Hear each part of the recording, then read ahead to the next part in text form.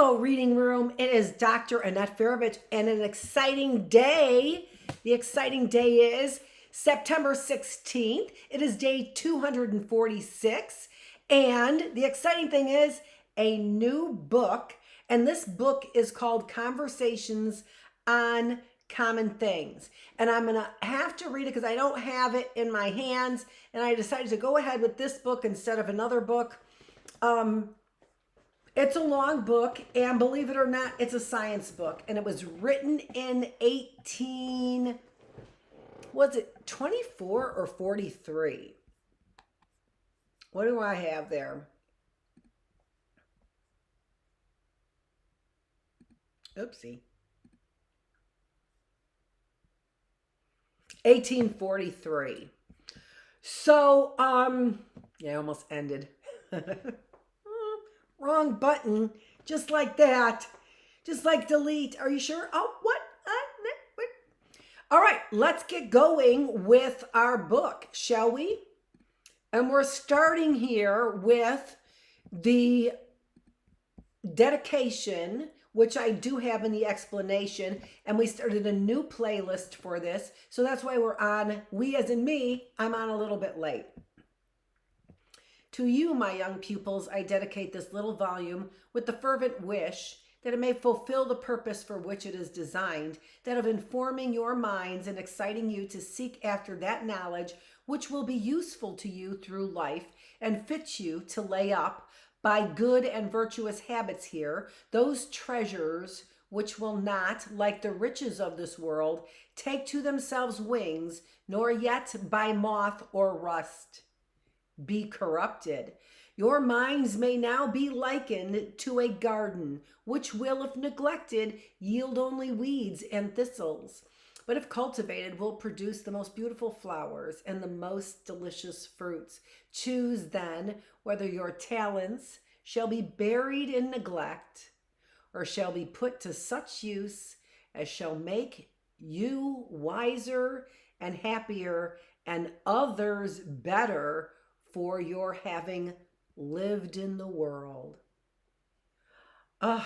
Your affectionate teacher. And look, she calls herself the teacher. I have the classroom in all caps, but I do call myself the teacher. So here are bookstores of the publishers of this work may be found the following works by the author of Conversations on Common Things.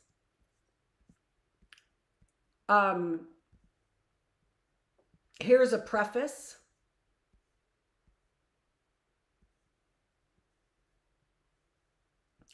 And I'm not going to read it, but you can clearly stop. I feel it is no unsubstantial good to dwell in childhood's heart, on childhood's guideless tongue, to be the chosen favorite oracle consulted by the innocent and young, to be remembered as the light that flung its first fresh luster on the unwrinkled brow. Here's our index of topics. So if you are judging where you might want to hear maybe about clouds on 263, page 263, we're going to do a few of these. Less today because we had a little introduction. But we're going to do a few of these, and as you can see, it is a very long book with the very long index telling us about many, many things. And the things that we're being told about here are from a perspective of a teacher who is from 1943 and a social activist. I'm excited to see what she's got to say about zinc, for example. So this is done in a conversational tone, as you will quickly pick up. It's called Conversations on Common Things by Dorothea, I think her name is Dix. Conversation 1. Daughter, why, mother, did you spend so much time in the factory the other day? There is a link to this, and if you want to follow along, this gives you an opportunity of word-for-word reading with me. I saw the spindles whirl till I was tired. Do tell me why you looked so long at that great pile you called machinery. Mother, I will tell you, my dear, I wished to understand the principle upon which the spools and spindles were set in motion, the action of the looms, and closely to observe every part of what you thought so uninteresting. Of what use will it be to you, mother? You told me the other day I must have a reason for everything I do and some useful end in view. So you can see daughter is the D, M is the mother. Suppose, Sarah, I should ever be asked if I had visited any of our manufactories. And answering in the affirmative should be further questioned respecting the construction and management of them. Should I not think you suffer some degree of mortification if unable to give any explanation of their parts and the principles upon which they are established? And would not my friends have reason to suppose me very stupid and ignorant?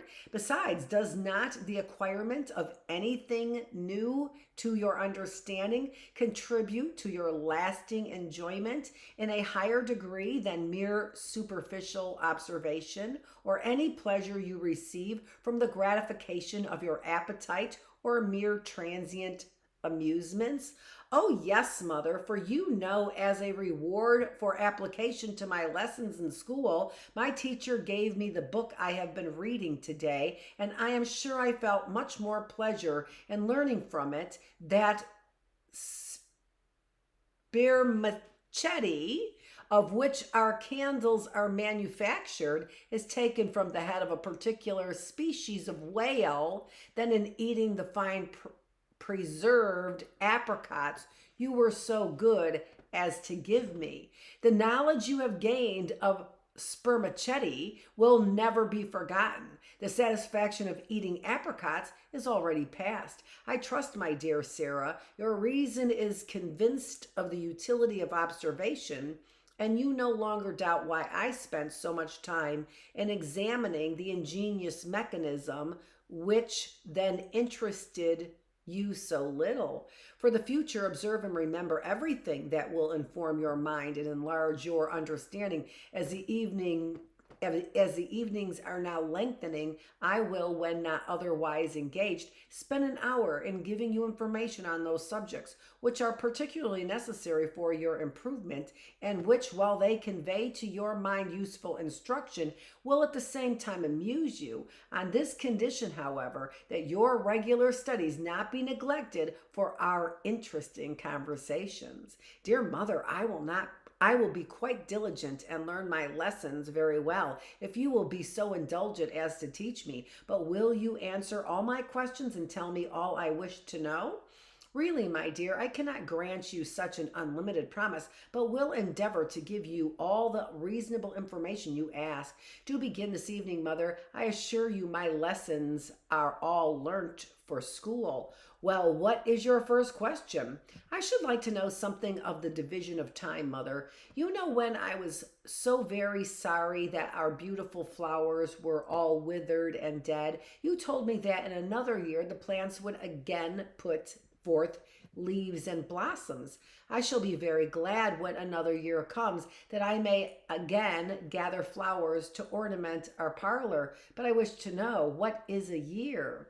This morning you rose at 6, and it is now 6 in the evening. Tell me how many hours have passed since you rose from bed. 12, mother. Well, 12 hours more must pass before the sun will again rouse you from your slumbers. Add then these 12 to the 12 of today, and what will be the number? 24. Day and night taken together make a solar day, or the space from one sun rising to another, or it is that portion of time during which the earth makes one revolution round its axis. Most Europeans begin their day and hours at night. The Italians, however, begin their day at sunset, from which to the following evening they reckon 24 hours. The Turks begin their day at a quarter after sunset. Now, this is so interesting to me, right?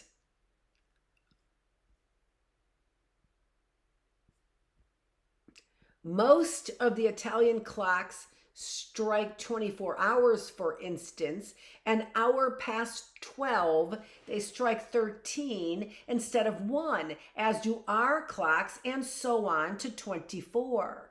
In numbering time, we say 24 hours make one day, 7 days, 1 week, 4 weeks, 1 month, 12 months, or 365 days, 6 hours, 1 year. Who named the days, Mother? They are derived from certain Saxon objects of worship, as Sunday from the sun, Monday from the moon, Tuesco, the same with the Roman Mars, gave name to Tuesday. Wednesday from Woden, their god of battle. Thursday from Furnes, the same with the Danish Thor, the god of winds and weather. Friday from Frigga, otherwise called Venus, who was sometimes worshipped as the goddess of peace and plenty. Saturday, either from Cedar, the god of freedom, or from the planet Saturn.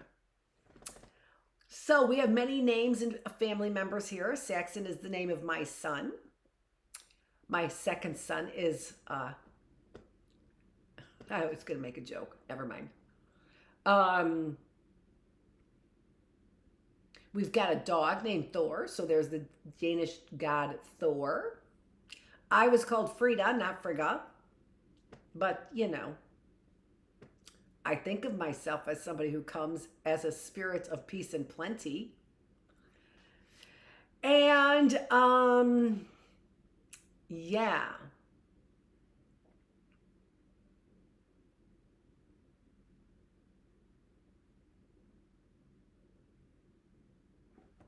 Interesting. I will write these names, Mother, that I may not forget them. Will you now be so kind as to tell me from what the months are called? The Romans named nearly all the months for some of their divinities and emperors, namely January from Janus, who was represented with 2 faces, one looking toward the new year, the other towards the old. February, named by Romulus from Februa, the mother of Mars. March from Mars, the god of war. April from the Latin word aperio, signifying to open the year or blossom. May from Maia, the mother of Mercury. June from Juno, the wife of Jupiter. July was named by Mark Antony in honor of Julius Caesar, a celebrated Roman. August from Augustus Caesar, also a Roman emperor. September from Septem, the 7th month of the Roman year. October from Octo, the 8th month. November from Novem, the 9th month. December from Decem, the 10th month of the Roman year. I always thought, Mother, that December was the 12th month of the year. It is according to our reckoning, but the Romans began to count their year from March, as also did many other ancient nations, and this seems to be the most natural arrangement, as it is spring vegetation, as it is in spring vegetation commences. Yeah. Did the Romans call the days of the week by the same names as those by which we distinguish hours? No, they were called from the planets as dies solis, of the sun, luna, moon, martis, Mars, mercurii, Mercury, Jovis, Jupiter, Veneris, Venus, and Saturni, Saturn. Mother, I know there are in a year or in 12 months 4 seasons, spring, summer, autumn, and winter, but why was the year so divided? For convenience in reckoning, it is likely the ancients, observing that the days were not all of a length together, with all the variations from heat to cold, were led to divide the year thus into 4 seasons. The changes of the moon were regular and obvious to every eye, and consequently formed another division of the year into moons or months. How do they find out the hours? It is likely various devices were adopted, but at first it was found necessary to divide the days from one sun rising to the next. And how did they measure time? The Romans, 150 years before Christ was born, measured time by means of water, the same quantity pouring from one vessel to another as sand runs through an hourglass, which was a later invention. They also filled tall, narrow-necked vials with water, on the top of which floated a cork. The water ran out very slowly through small holes in the bottom of these vials, and as it lessened, the cork descended and showed by marks on the outside how many hours had passed since it began to run. So we can see the same concept then in the stratigraphy, right? Can't believe I remembered that word. At length, sundials came into use, the first of which we have any notice in the history of Rome was that erected by Papyrus Cursor. We learned from scripture, however, that dials were in use among the Jews as early, if not earlier, than the reign of Ahaz. When were clocks invented, Mother? Clocks and watches are of still more recent date. Great skill in mechanics was requisite to bring them to their present degree of perfection. A striking clock was unknown till the end of the 12th century, and the first set up in England was at Westminster in 1288. It is said watches were made in the city of Nuremberg. And that's where the Nuremberg trials were as well. And also how they sent riches were in the watches. Those treasures there were hidden inside the watches of all of those Jewish treasures that were stolen from the Jewish people. How are they set in motion, Mother? Watches are moved by an elastic steel spring, which is coiled up in the case and seeking to uncoil itself, gives motion to a wheel which turns all the others. Clocks are moved by a weight which turns a cylinder and thus gives motion to the wheels. Mother, I do not exactly know what you mean when you say in the 12th century and 1288.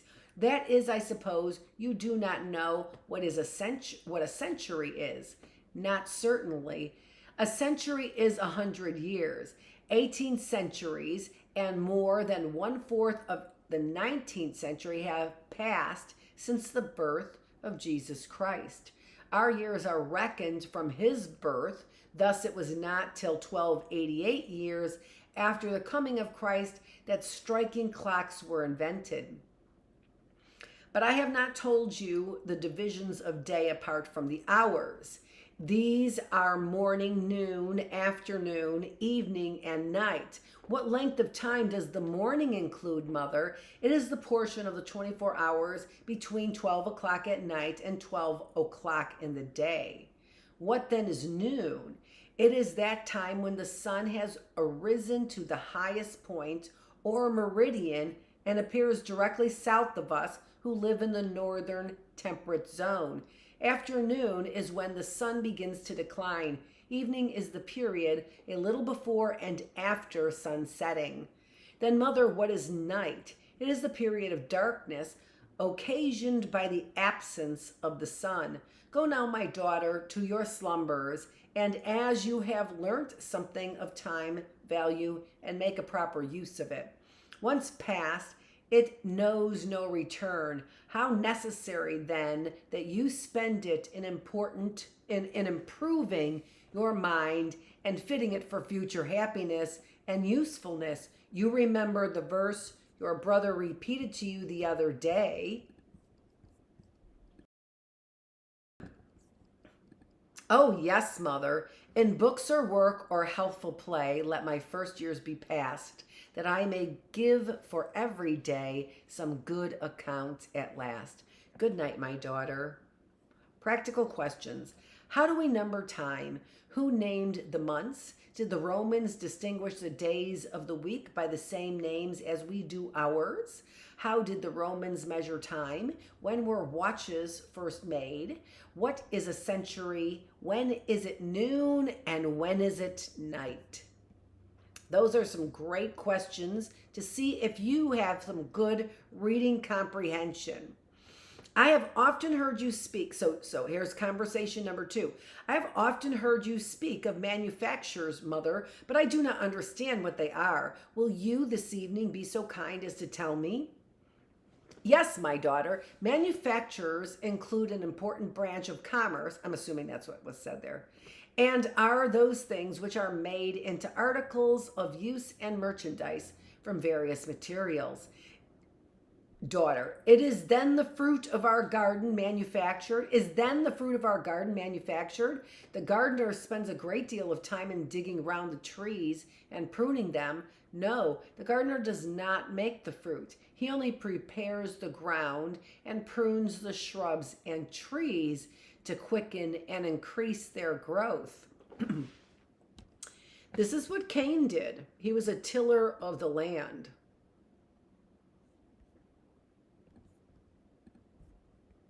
We talk about that in Bookless Classroom.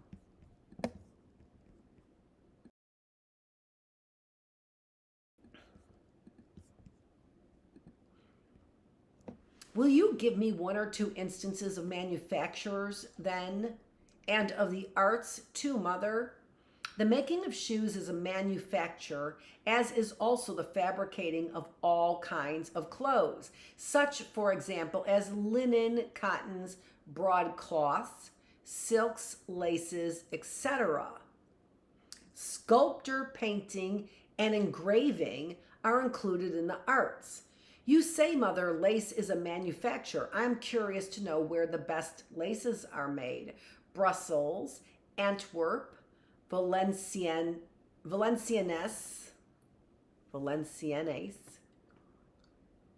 Bremen, and Mechlin have long been famous for their laces. The manufactories at Antwerp declined after the Dutch obstructed the entrance to their harbor by sinking vessels loaded with stones at the mouth of it, which prevented ships from entering. But the river is now open and its commerce in a more flourishing state. Is the bobbinet of which your cap is made called lace, mother? Yes, it is a kind of lace wrought by machinery, like thread lace. Narrow lace for ruffles and caps is woven on cushions with bobbins by the hand. Have we no lace manufactories in this country, mother?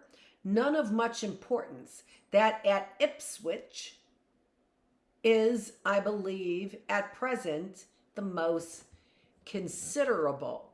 This is actually a place in her book which she wrote about, which is her memoirs to Massachusetts Legislature, which is her most famous writings.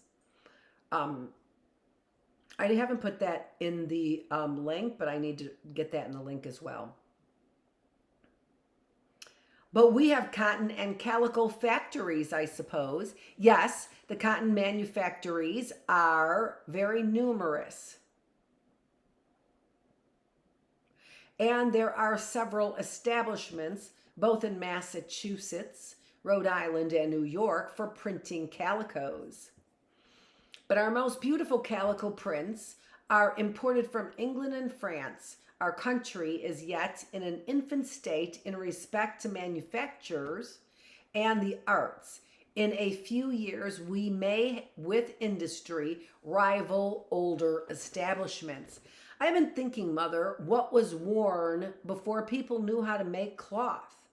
In warm climates, the inhabitants wore very slight coverings. No doubt the leaves and flexible bark of tree were used in the first attempts toward making garments. In those countries where the cold was severe, cloths were made in the skins and furs of animals. After the lapse of a few centuries, the arts and manufactures began to appear and make some progress. Your cousin was reading a passage from Thomson's Seasons yesterday, representing industry as teaching man the arts of life. Here is the book. You may read the lines yourself.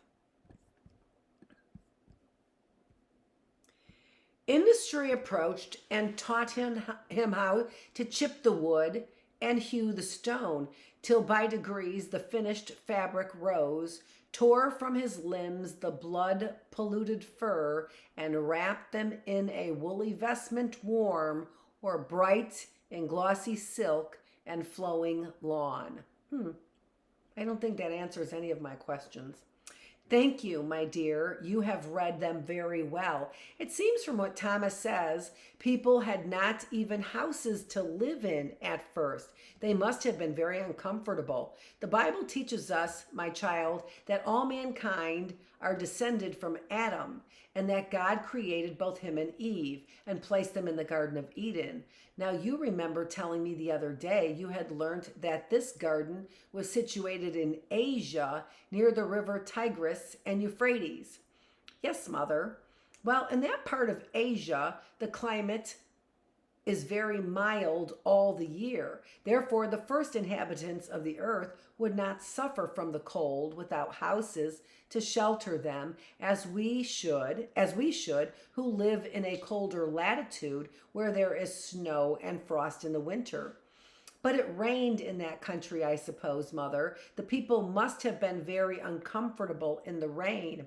Yes, it is likely the suffering caused from this inclemency of the weather gave them the first hint of attempting to provide some kind of shelter to guard them from storms. And what did they first make, Mother? It is probable they first found shelter in the decayed trunks of trees and in caves, and from them they first thought of building huts or making tents, which were more convenient for them, as they were seldom stationary, but removed with their families from one place to another. Why, Mother, did they lead such wandering lives? What a great question. This goes to our Bookless Classroom on Cain. Because as the arts of life were not understood by them, they must necessarily move from one part of the country to another in order to gain a subsistence for themselves and families and pasturage for their cattle, their chief food being wild fruits and milk. The wandering tribes inhabiting Arabia, Chinese to Tartary, and some parts of Africa to this day have no other habitations than these movable tents. Other nations have learned to build houses, Mother. Yes, huts were first constructed with the trunks of large trees rudely put together till, as says our descriptive poet, by degrees the finished fabric rose. I like to hear you apply poetry, Mother, in our conversations, for you always explain the obscure passages to me. I did not understand those lines yesterday when Cousin Elizabeth read them to you, but now I know what Thomas means by representing man as having torn from his limbs the bloody polluted fur, and wrapped them in a woolly vestment warm. You must never read poetry without attempting to understand it, and if you cannot unassisted comprehend the sense, always apply to those who can explain the difficult passages. But to return to our subject of houses, can you name to me the materials of which they are built? Of wood, stone, marble, and bricks? But I believe chiefly of bricks, Mother, for we have in Boston many more houses built of brick than of any other material. It is true that our houses here are built chiefly of bricks, and in most large cities they are constructed either of this material or of stone. But the houses in villages and in country towns are commonly built of wood, at least in those countries where timber is readily obtained. The houses in Italy, however, are almost all constructed of stone and marble, which is found abundantly in that country. Mother, what is marble? It is a very fine, compact, calcareous stone, susceptible of a fine polish, and which, by being submitted to a high degree of heat, may be reduced to lime. I see you wish to know the meaning of calcareous. It is a term derived from calx, which means any substance consisting of chalk or lime. Lime, besides its many other uses, is, used by masons in constructing the walls of houses, for cementing the bricks, and when preparing for this purpose, it is called mortar. The hair of cows and oxen is mixed with mortar to make it adhesive when used for plastering walls and ceilings. You can tell me of what bricks are made, I dare say?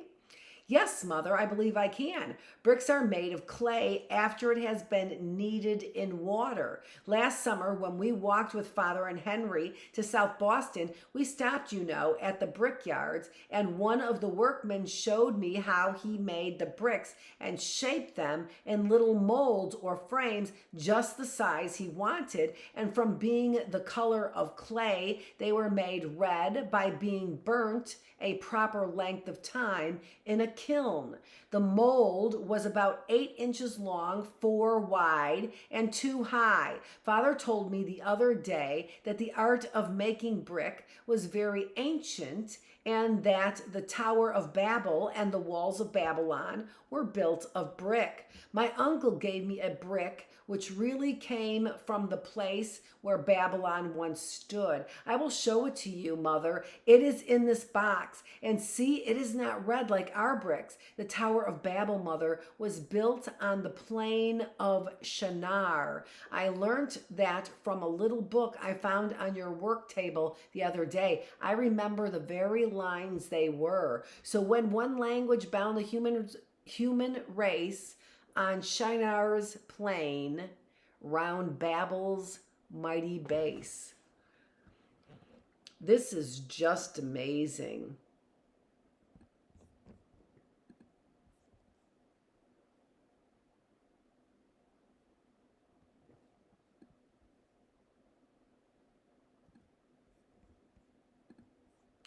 Because that would then be the sons of Cain.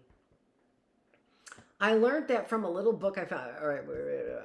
Very well. I am glad you have so well recollected them. But let me tell you further of brick making that of late years machinery is used in most brickyards, by which the manufacture is so greatly facilitated that many thousands are wrought with comparatively little labor. Can you tell me now why wooden houses are usually painted on the outside?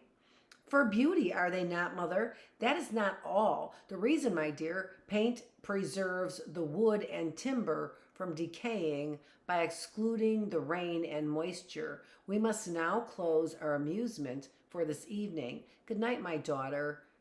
Good night, dear Mother.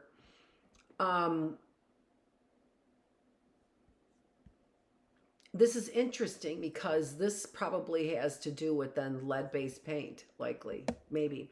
What is a manufactory? Give me some example of manufactures.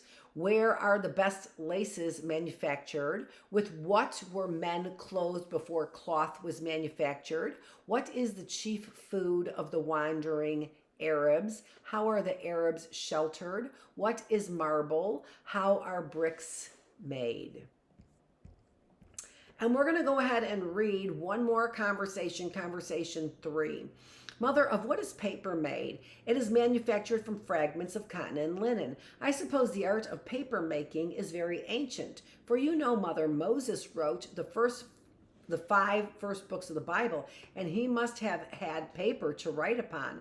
The sort of paper which we now use is unknown to ancients. It is a modern invention and was first manufactured at Basel in Switzerland. How then could Moses write? You remember the law of the 10 Commandments was given on Mount Sinai, written on 2 tables of stone, and Joshua was commanded when he came into the promised land to set up tables of stone that he might write on them the words of the law.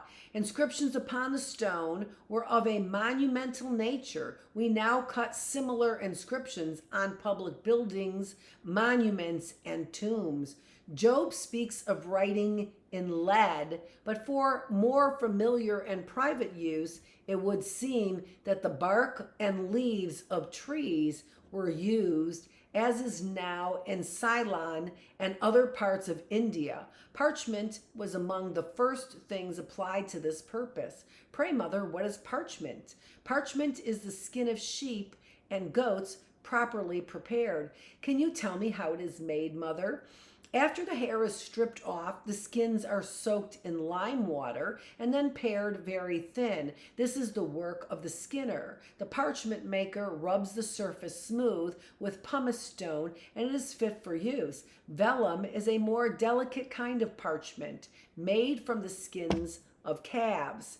Thank you, Mother. Did the ancients use any other substance to write upon than those you have named? Yes, the Egyptians wrote upon rolls of linen. Some were preserved to this day, on which the inscriptions are very legible.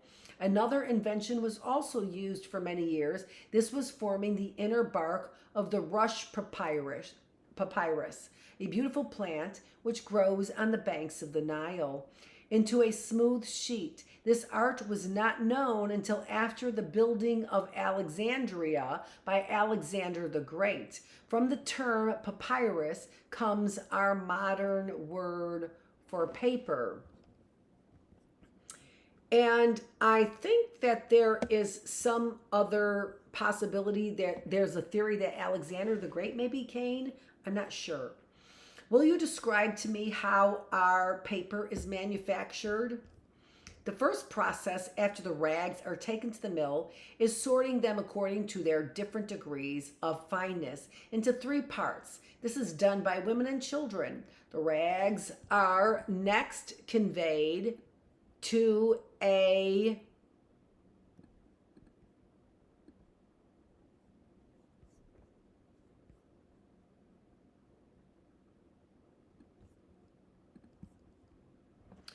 mill and washed perfectly clean in hot water, then ground into a kind of pulp by means of an engine which consists of a round, solid piece of wood furnished with long, sharp steel knives. This is fixed in a large trough half filled with water, in the bottom of which are bars of sharp steel similar to those on the roller. This engine is put in motion and, turning with great velocity, reduces the rags to a pulp in a short time.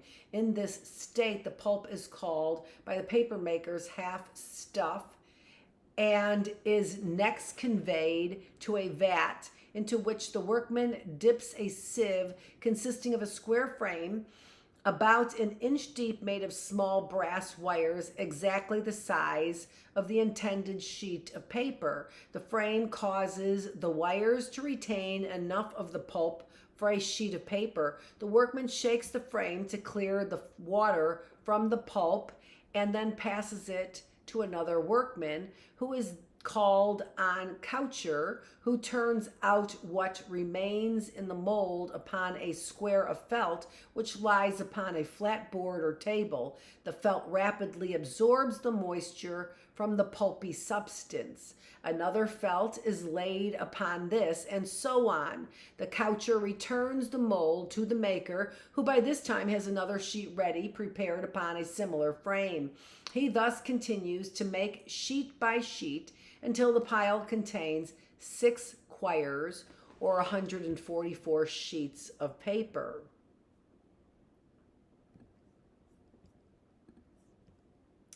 In this state, it is called post.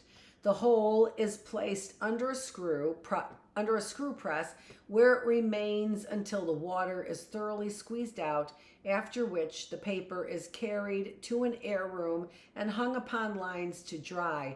When this is effected, the workmen take down and smooth each sheet, removing all the small knobs which may be on the paper. Now, Mother, I suppose the paper is ready for use. No, it must be sized with a sort of glue, which is sometimes made of the shreds of parchment, and in which a little alum is mixed into this. Several sheets of paper are dipped at a time.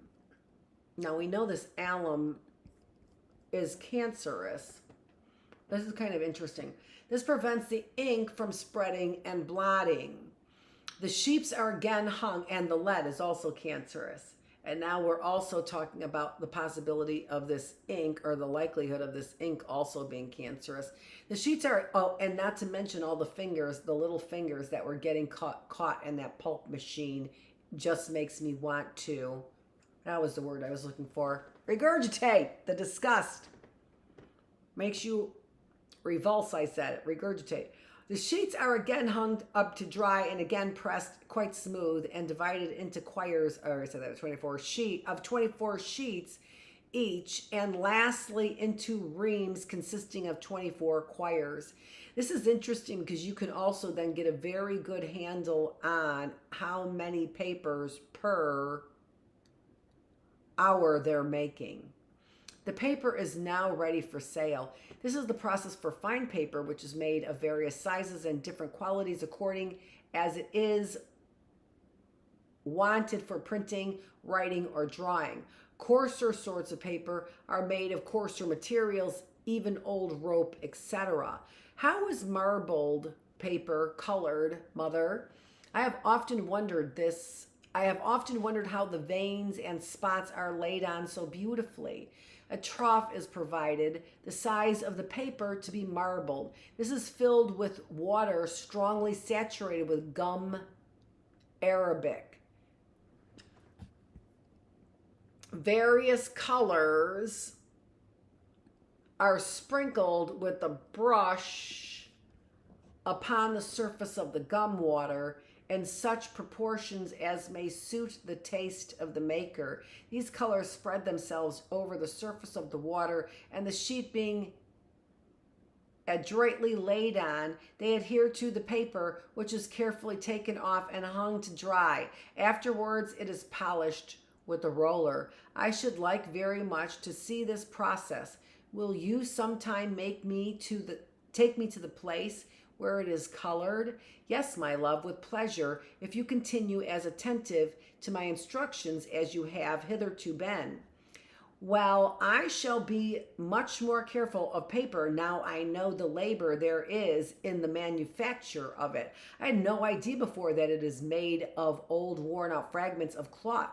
Our beautiful paper hangings are made of them. I shall now save all the scraps and fragments of cloth I find, instead of burning or throwing them away. A very commendable and prudent resolution, my dear. I'm glad you are disposed to be so economical, as the waste of anything that can be applied to useful purposes is sinful. I suppose we had no books before paper and printing were invented. Only in manuscript and we are much indebted to the ingenuity of those who have brought this art to its present degree of perfection. What nation first possessed the art of printing? The Dutch claim that honor and celebrate at Haarlem with great rejoicings and ceremony a yearly festival in commemoration of the invention of this art. Printing, like all the arts, was long in beginning brought to perfection, but we can set no bounds to the ingenuity and persevering energy of man. Types were at first made of wood, but not being found sufficiently durable, metal was substituted and found to answer the desired purpose.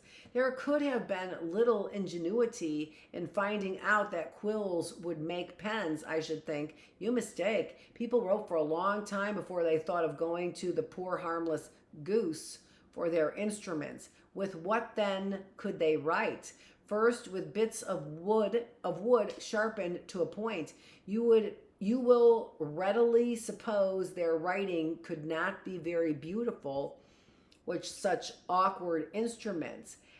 After a while, they substituted a pointing slip of iron or silver, which was called stylus, and from the use of this, our English word style applied in writing or composition is derived.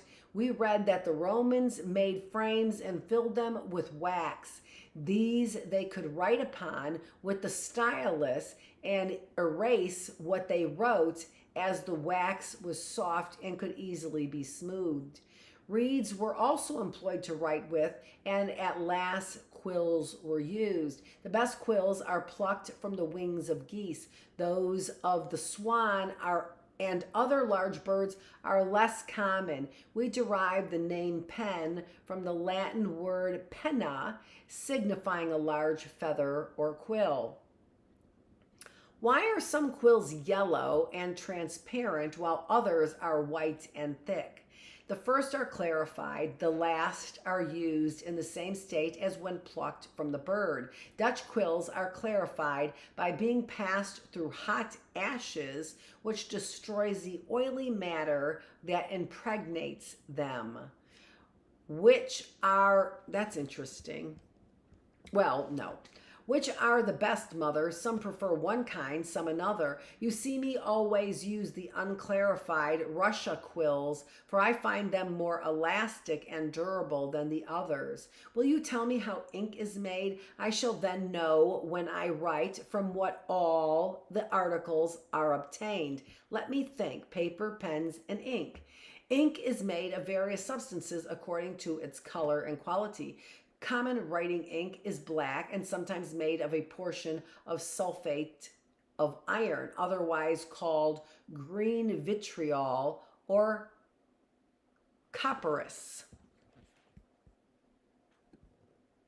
Together with an infusion of nut galls, gum arabic, and vinegar mingled with a due portion of water. Let me now guard you against the pernicious habit of putting pens containing ink into your mouth, for a vitriol is of a corrosive quality. It will not only injure your teeth, but poison your lips. And vitriol is hate also.